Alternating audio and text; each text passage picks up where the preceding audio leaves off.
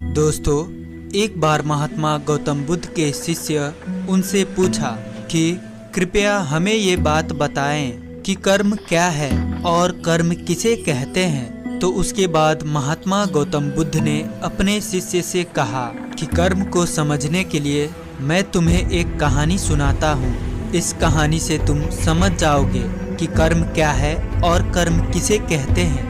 दोस्तों, मैं आज आप सभी को वही कहानी सुनाने वाला हूँ जो बहुत साल पहले महात्मा गौतम बुद्ध जी ने अपने शिष्य को कर्म क्या है ये समझाने के लिए सुनाई थी। तो चलिए बिना देरी किए कहानी को शुरू करते हैं। दोस्तों, एक बुलंद शहर का एक राजा था जो अपने मंत्री के साथ घोड़े पर बैठकर अपने राज्य का भ्रमण कर रहा था। राज्य का भ्रमण करने के बाद राजा एक दुकान के पास रुक गया और रुकने के बाद राजा ने अपने मंत्री से कहा कि मंत्री जी, मालूम नहीं लेकिन क्यों मुझे लगता है कि इस दुकानदार को कल के कल फांसी की सजा सुना दूं और मुझे इसे मृत्यु दंड देने की इच्छा हो रही है। उसके बाद मंत्री जी राजा से इसका कारण पूछ पाते, इससे पहले राजा उससे आगे निकल गए। मंत्री ने इसका कारण पता करने के लिए अगली सुबह भेष बदलकर आम जनता का रूप धारण करके उस दुकानदार के पास पहुंचा। और वैसे तो दुकानदार चंदन की लकड़ियां बेचने का काम करता था। इसके बाद मंत्री जी ने दुकानदार से पूछा कि भाई, आपका काम कैसे चल रहा है। उसके बाद दुकानदार ने कहा कि भाई, बहुत ही बुरा हाल चल रहा है। लोग दुकान पर आते हैं, चंदन को सूंघते हैं और फिर उसकी प्रशंसा भी बहुत करते हैं, लेकिन खरीदता कोई भी नहीं है। और उसने आगे बताया कि मैं सिर्फ इसी इंतजार में हूँ कि कब हमारे राज्य के राजा की मृत्यु हो जाए और उनके अंतिम संस्कार के लिए मेरे दुकान से बहुत सारी चंदन की लकड़ियाँ खरीद लिया जाए और शायद वहाँ से मेरे चंदन की लकड़ियाँ बेचने के व्यापार में बढ़ोतरी हो जाए और मेरा व्यापार भी अच्छा हो जाएगा। दोस्तों, इसके बाद मंत्री को सब बात समझ में आ गई कि यही वो नेगेटिव यानी कि नकारात्मक विचार है जिसने राजा के मन को भी नकारात्मक बना दिया है। वो मंत्री बहुत ही बुद्धिमान और होशियार था, तो इसीलिए उसने सोचा कि मैं थोड़ी बहुत इस दुकानदार से चंदन की लकड़ियाँ खरीद लेता हूँ। और उसके बाद उस मंत्री ने उस दुकानदार से पूछा कि क्या मैं आपके दुकान से थोड़ी बहुत चंदन की लकड़ियाँ खरीद सकता हूँ। दुकानदार यह सुनकर बहुत खुश हो गया और उसने सोचा कि चलो, इतने समय से कुछ भी नहीं बिक रहा था। और उसके बाद उस दुकानदार ने कुछ चंदन की लकड़ियाँ को अच्छी तरह से पैक करके उस मंत्री जी को दे दिया। उसके बाद मंत्री ने अगली सुबह राजा की दरबार में पहुंच गया और उसने राजा से कहा कि राजा, वो जो दुकानदार है ना, उसने कुछ चंदन की लकड़ियाँ आपके लिए तोहफे के रूप में भेजी है। यह बात सुनकर राजा बहुत खुश हुआ और मन ही मन सोचने लगे कि मैं बेकार में ही उस दुकानदार के बारे में गलत सोच रहा था। और उसने उस चंदन की लकड़ियों को हाथ में ले लिया और उसने उस चंदन की लकड़ियों को बहुत अच्छी तरह से सूंघ लिया और उसमें से बहुत ही अच्छी सुगंध आ रही थी। राजा इससे बहुत ही ज्यादा खुश हुए और उसके बाद राजा ने अपने मंत्री के हाथों उस दुकानदार के लिए कुछ सोने के सिक्के भेज दिए गए। उसी आम जनता का रूप धारण करके मंत्री जी अगली सुबह उस दुकानदार के पास चले गए और उसने वो सोने के सिक्कों को उस दुकानदार को दे दिया। उसके बाद दुकानदार बहुत ही खुश हुआ और मन ही मन सोचा कि मैं बेवजह अपने राज्य के राजा के बारे में गलत सोच रहा था। राजा तो बहुत ही ज्यादा दयालु है। और यहीं पर महात्मा बुद्ध जी ने कहानी को खत्म किया। ये कहानी जब खत्म हुई तब गौतम बुद्ध ने अपने शिष्य से कहा कि अब आप बताएं कि कर्म क्या होता है। तब गौतम बुद्ध जी के सभी शिष्यों ने जवाब देते हुए कहा कि शब्द ही हमारे कर्म होते हैं और हम जो भी काम करते हैं वही हमारे कर्म होते हैं और जो भी हमारी भावना होती है वही हमारे कर्म होते हैं।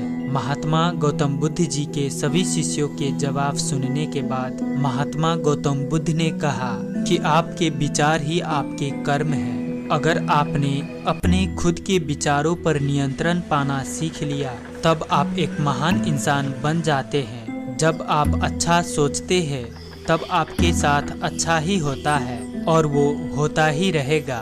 दोस्तों, इसीलिए मैं भी कहना चाहूँगा कि अगर आप अच्छा सोचोगे तो दूसरे लोग भी अपने आप आपके बारे में अच्छा सोचने लग जाएंगे।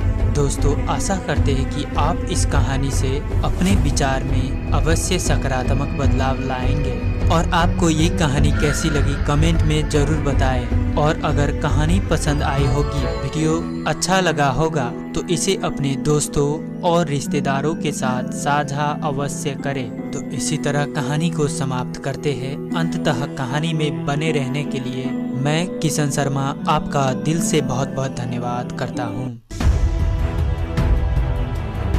एक बार की बात है, एक गरीब इंसान अपने गरीबी से बहुत परेशान था। अपनी गरीबी के वजह से वह अपने पत्नी व 2 बच्चे की परिवार को भी ठीक से संभाल नहीं पा रहा था। उसके लिए अपने परिवार के लिए 2 टाइम की भोजन भी जुटाना मुश्किल हो रहा था। वह अपनी ऐसी जिंदगी से तंग आ चुका था। इस गरीबी और लाचारी ने उसके दिमाग में उथल पुथल मचा दी थी। अपने इस समस्या से बचने के लिए उसने घर छोड़ भाग जाने का निर्णय किया और एक रात वह चुपचाप अपने घर परिवार छोड़कर चला गया। उसे यह नहीं पता था कि उसे कहाँ जाना है। वह बस चलता गया। जब वह एक नदी के किनारे पहुंचा तो उसने देखा कि महात्मा बुद्ध अपने शिष्यों के साथ डेरा डाले हुए हैं। यह देखकर उसने निर्णय लिया कि वह सन्यासी बन जाएगा और महात्मा बुद्ध के शिष्य बनकर उनके साथ ही विचरण करेगा।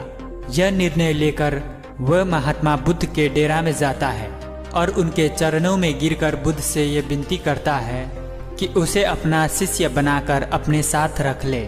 महात्मा बुद्ध ने उस गरीब इंसान की तरफ देखा और मुस्कुराते हुए बोले, ठीक है, आज से तुम भी मेरे काफिले का हिस्सा हो। अगली सुबह जब महात्मा बुद्ध का काफिला आगे बढ़ा तो वो भी उनके साथ चल पड़ा। गर्मी का मौसम था और तेज धूप भी थी, लेकिन महात्मा बुद्ध का काफिला लगातार आगे बढ़ता जा रहा था। जब वे लोग एक जंगल से गुजर रहे थे तब एक बड़े से पेड़ के नीचे सभी लोग कुछ देर विश्राम करने के लिए रुके। तेज धूप व लंबी यात्रा के कारण महात्मा बुद्ध को बहुत जोरों की प्यास लगी थी। इसलिए महात्मा बुद्ध ने अपने नए शिष्य से कहा, यहाँ पास में ही एक सरोवर है, तुम वहां से मेरे लिए पानी ले आओ। महात्मा बुद्ध के आज्ञा पाकर वो गरीब इंसान सरोवर के तरफ पानी लेने चल पड़ा।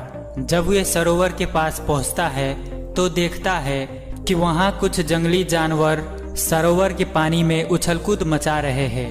उसके सरोवर के पास आते ही सारे जंगली जानवर उससे डर के वहां से भाग गए। उसने देखा कि जानवरों के उछलकूद के वजह से तालाब का नीचे का कीचड़ वह सड़े गले पत्ते ऊपर आ गए हैं और सारा पानी मटमैला से वह गंदा हो गया है।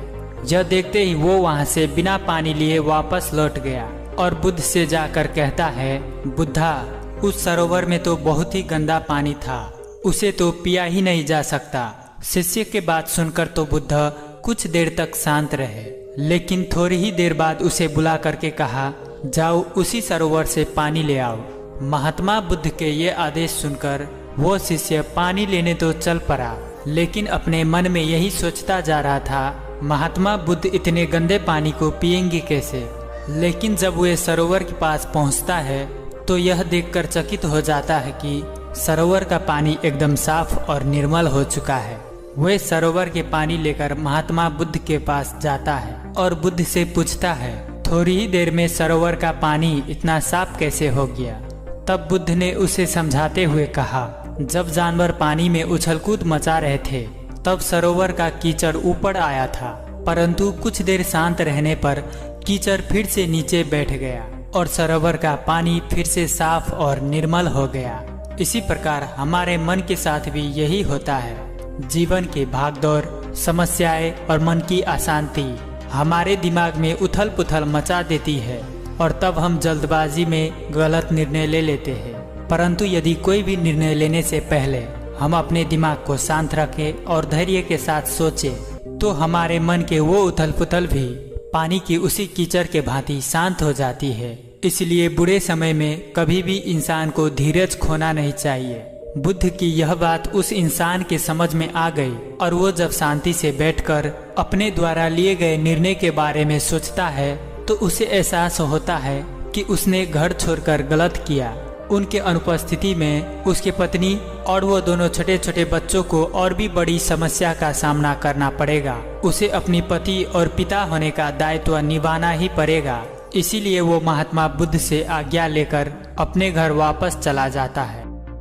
दोस्तों, इस कहानी से हमने सीखा कि हमारे जीवन में बहुत प्रकार का समस्या आते हैं और उससे हमारा मन भी उथल पुथल हो जाता है, पर हमें अशांत दिमाग और जल्दबाजी में कोई भी निर्णय नहीं लेना चाहिए, बल्कि दिमाग को शांत रखते हुए भविष्य के बारे में सोचते हुए कुछ बोलना व निर्णय लेना चाहिए।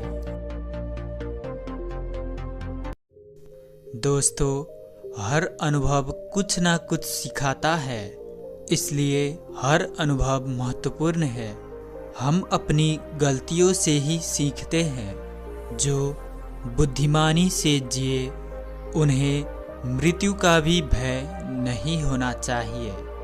दोस्तों, लोग समझते हैं कि ये दुनिया सत्य है। लोग मृत्यु को असत्य मानते हैं, पर मृत्यु जीवन का एक सत्य है। तो चलिए जानते हैं इस कहानी के माध्यम से मृत्यु क्या है, कैसे होता है। इससे पहले कि आप कहानी में खो जाए, चैनल को सब्सक्राइब अवश्य कर ले।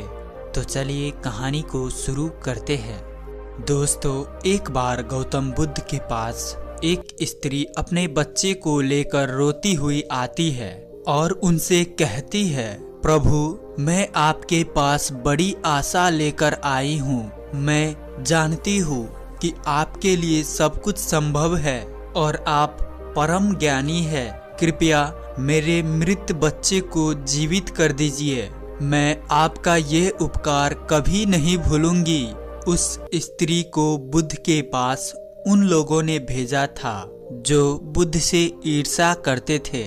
उनका उद्देश्य था कि बुद्ध सभी की नजरों में गिर जाए। उस स्त्री के पुत्र की मृत्यु वास्तव में हुई थी, परंतु वो नहीं जानती थी कि उसका और उसके पुत्र का इस्तेमाल बुद्ध को नीचा दिखाने के लिए किया जा रहा था। उसे तो बस ये बताया गया था कि बुद्ध सच में उसके पुत्र को जीवित कर सकते हैं। वो स्त्री कहती है कि कहिए ना प्रभु, आप मेरे पुत्र को जीवित कर देंगे ना। वहाँ उपस्थित सभी लोग बुद्ध के उत्तर का इंतजार कर रहे होते हैं। बुद्ध कहते हैं, हाँ, मैं तुम्हारे पुत्र को जीवित कर सकता हूँ। बुद्ध की बात सुन वहाँ उपस्थित सभी लोग बहुत चौंकते हैं और वो स्त्री बहुत प्रसन्न होती है। बुद्ध कहते हैं, परंतु तुम्हें एक कार्य करना होगा। वो स्त्री कहती है, क्या करना होगा मुझे प्रभु? बुद्ध कहते हैं, तुम्हें एक मुट्ठी सरसों के दाने लाने होंगे। वो स्त्री कहती है, मैं अभी लेकर आती हूँ प्रभु। बुद्ध कहते हैं, परंतु ध्यान रहे, सरसों के दाने ऐसे घर से लाने हैं जहाँ कभी किसी की मृत्यु ना हुई हो। वो स्त्री उसी क्षण सरसों के दाने लेने के लिए अपने गांव में चली जाती है। वो अपने गांव में हर घर में जाकर पूछती है। उसे सरसों के दाने हर घर में मिलते हैं, परंतु उसे कोई ऐसा घर नहीं मिलता जिसमें आज तक कभी किसी की मृत्यु ना हुई हो। वो स्त्री समझ जाती है कि मृत्यु जीवन का एक ऐसा सत्य है जिसे कोई नहीं बदल सकता। वो स्त्री बुद्ध के पास जाती है और कहती है, मैं इस बात को कहीं ना कहीं तो जानती थी, परंतु स्वीकारना नहीं चाहती थी। आपने बिना कुछ कहे ही मुझे इस सत्य से अवगत करा दिया। बुद्ध कहते हैं, जो जन्मा है उसकी मृत्यु निश्चित है और यही प्रकृति का नियम है। चाहे कोई सुंदर हो या कुरूप हो, या बूढ़ा हो या जवान हो, मृत्यु सभी को आनी है। बुद्ध कहते हैं, ये संसार जिसे हम यथार्थ मानते हैं, ये दुख और पीड़ा का क्षणभंगुर खेल है। जो जन्मा है उसकी मृत्यु निश्चित है। दोस्तों, आज की इस महात्मा बुद्ध की कहानी से हम ये समझे कि हम मृत्यु को लेकर बहुत चिंतित हो जाते हैं। हम सोचने लगते हैं कि मृत्यु नहीं होना चाहिए था, पर दोस्तों, जीवन और मृत्यु, जो जन्मा है उसका मृत्यु निश्चित है और यही प्रकृति का नियम है। इसीलिए हमें जितना समय का जीवन मिला है उसे सही और प्रसन्नता के साथ जीना चाहिए और जीवन को सार्थक उद्देश्य और हित में लगाकर जीवन को प्रफुल्लित ढंग से जीना चाहिए। तो दोस्तों, आशा करता हूँ कि आपको भी इस कहानी से कुछ सीखने को मिला होगा और साथ ही साथ कहानी पसंद आई होगी तो इसे अपने दोस्तों और परिवारों के साथ साझा अवश्य करें। तो इसी तरह कहानी को समाप्त करते हैं। अंततः कहानी में बने रहने के लिए मैं किशन शर्मा आपको दिल से बहुत बहुत धन्यवाद करता हूँ। दोस्तों, दूसरों को बदलने में अपना जीवन को बर्बाद ना करें, बल्कि खुद को बदले।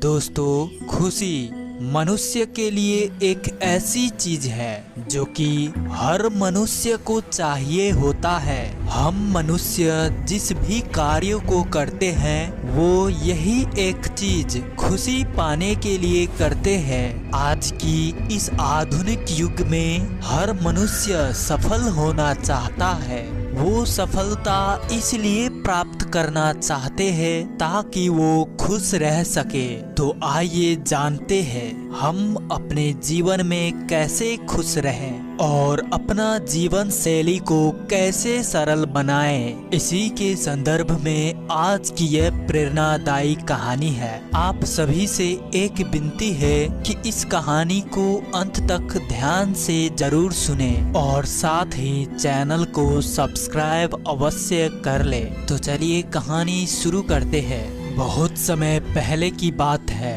गंगा नदी के किनारे एक पीपल का पेड़ था।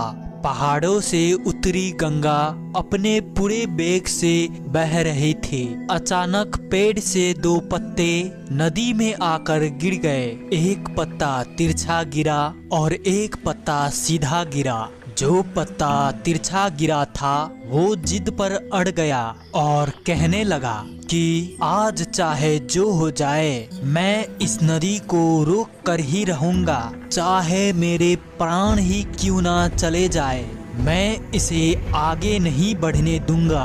वो पत्ता जोर जोर से चिल्लाने लगा कि रुक जा गंगा, मैं तुझे आगे नहीं जाने दूंगा। पर नदी तो बहती ही जा रही थी। नदी को तो पता ही नहीं था कि कोई पत्ता उसे रोकने का प्रयास कर रहा है। इधर पत्ते की जान पर बन आई थी। वो लगातार संघर्ष कर रहा था। वो पत्ता नहीं जानता था कि बिना लड़े भी वहीं जाना था जहां वो थक कर हार कर पहुंचेगा। परंतु अब और तब के बीच का समय उसके लिए दुख और संताप का समय बन चुका था। वहीं दूसरा पत्ता जो सीधा गिरा था वो नदी के प्रवाह के साथ बड़े मजे से बहता जा रहा था और कह रहा था कि चल गंगा, आज तुझे मैं तेरी मंजिल तक पहुंचाऊंगा, चाहे जो हो जाए, मैं तेरे मार्ग में कोई भी अवरोध नहीं आने दूंगा। नदी को इस पत्ते के बारे में भी कुछ पता नहीं था। वो तो अपने धुन में सागर की ओर बहती जा रही थी, लेकिन ये पत्ता खुश और आनंदित था क्योंकि उसे लग रहा था कि मैं ही अपने साथ इस नदी को बहाए ले जा रहा हूँ। तिरछे पत्ते की तरह सीधे पत्ते को भी ये नहीं पता था कि चाहे वो नदी का साथ दे या नहीं दे, नदी तो वहीं पहुंचेंगी जहां उसे जाना है। पर अब और तब के बीच का समय उसके लिए आनंद का समय बन चुका था। जो पत्ता नदी से लड़ रहा था उसके जीत का कोई उपाय नहीं था, और जो पत्ता नदी के साथ बहता जा रहा था उसकी हार का कोई उपाय नहीं था। दोस्तों, ये कहानी हमें सिखाती है कि जिस दिन हम लड़ना छोड़ देते हैं उस दिन से हम जीना शुरू कर देते हैं। दोस्तों, यहाँ पर लड़ना छोड़ देने का अर्थ ये नहीं है कि आप सपने ना देखें या उसके लिए मेहनत करना बंद कर दे, बल्कि लड़ना छोड़ देने का अर्थ यह है कि आप उन चीजों को बदलने की कोशिश ना करें जो आपके हाथ में नहीं है, और यही खुश रहने का मूल मंत्र है। दोस्तों, आशा करता हूँ कि ये प्रेरणादायक कहानी से आप अपने दैनिक जीवन में इसे उतारने की प्रयास अवश्य करेंगे और आप भी अपने जीवन में सदैव खुश रहेंगे। और दोस्तों, अगर आप इस कहानी से अपने विचार में कुछ बदलाव लाए होंगे तथा आपको ये कहानी पसंद आई होगी तो इसे अपने दोस्तों और परिवारों के साथ साझा अवश्य करें। तो इसी तरह कहानी को समाप्त करते हैं। अंततः कहानी में बने रहने के लिए मैं किशन शर्मा आपको दिल से बहुत बहुत धन्यवाद करता हूँ।